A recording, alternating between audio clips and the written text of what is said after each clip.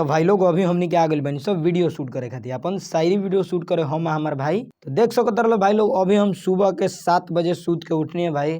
सूत के उठले के बाद देख सकत रहो अभी अपन स्टूडियो बंद करतनी।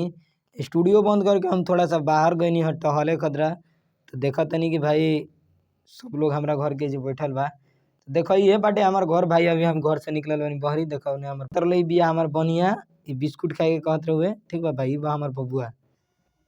देख सकत रहो भाई अभी हम ब्रश करतनी, आ ब्रश कइला के बाद नाश्ता में आई रहुए हमार आज बिस्कुट।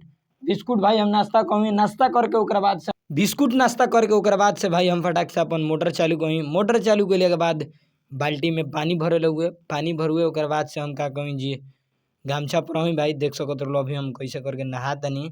नहैला के बाद भाई तू लोग जानते बड़ो तनी देह मलल जाला, देह वो मुँह हाथ मल के ओकरा बाद से हम लोग साबुन। देख सकत रहो भाई आँख पर पराता बा कि का करबो, नहाइलो जरूरी बा।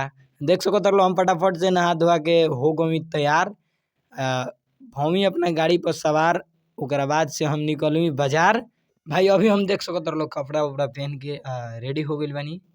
अभी जाएम अपना स्टूडियो के अंदर, थोड़ा सा तेल उल लगावे के रहे भाई। देख सकत रहो अभी चप्पल खोलनी, जीन्स पैंट टोपी ओपी पहन के। देख सकत रहो हमनी के थोड़ा सा काम रहुए महमदा हाई स्कूल पर।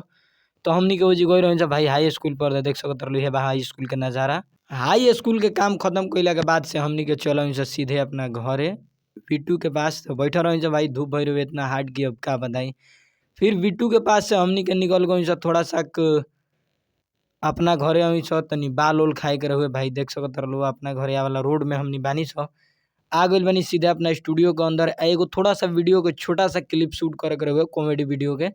तो वही खातिर हम अभी फिलहाल बाल भी खाए खातिर अभी। तो देख सकत रहो अभी स्टूडियो के बाहर अपन वीडियो शूट हुए, अंदर में हम बाल खाता नहीं सुतर रही भाई। अगला के बाद हमनी के थोड़ा सा नींद लाग हुए, ओकरा बाद सूत के उठ के हमनी के बाल खमी बाल खइला के बाद देख सकत रहो गमी से हमनी थोड़ा सा हमनी के वीडियो शूट करे के रहे, शायरी वीडियो शूट करे के रहे। देखो हम हमार बबुआ सब आदमी बाल खाते नहीं। अभी देख लो भाई कैसे करके हम बाल खाते नहीं। अगर तारा लोग इनके भी भाई बाल खाए के बाद नीचे वीडियो में कमेंट कर लो, ठीक है भाई।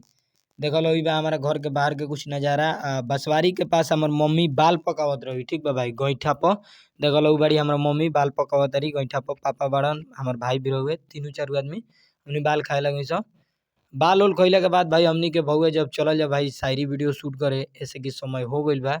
तो हमनी के भाई हम हमार भाई फटाफट से नहा धोआ के रेडी हो गए। फिर से एक बार भाई सुतला के बाद हम आ गई नया टी शर्ट ले आई रही खरीद के। ओकरा बाद से पहन वहन के हम आ गई सन शायरी वीडियो शूट करे खातिर भाई। अगर हमारे तुलो शायरी वीडियो शूटिंग देखल चाहता रहा तो नेक्स्ट वीडियो में लिया देम भाई। चलिए जी फिर से एगो दूगो नेक्स्ट वीडियो में, तब तक के लिए बाय।